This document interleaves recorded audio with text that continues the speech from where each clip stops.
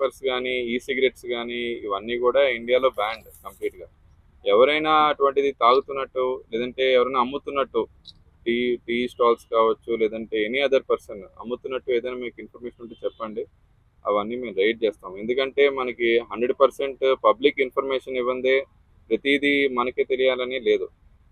So public కూడా ప్రొయాక్టివ్గా ఉండి అటువంటి ఎస్టాబ్లిష్మెంట్స్ మీద లేదంటే వాళ్ళ పేరెంట్స్కి ఒకవేళ తెలిసి నిజంగా అటువంటి ఈ సిగరెట్ కన్జంప్షన్ వేపింగ్ ఇలాంటిది ఏదైనా ఉంటే చెప్తే ఫస్ట్ అది అటువంటి ఇల్లీగల్ స్టఫ్ అంతా కూడా సీజ్ చేసి దాన్ని కేసు కడతాము.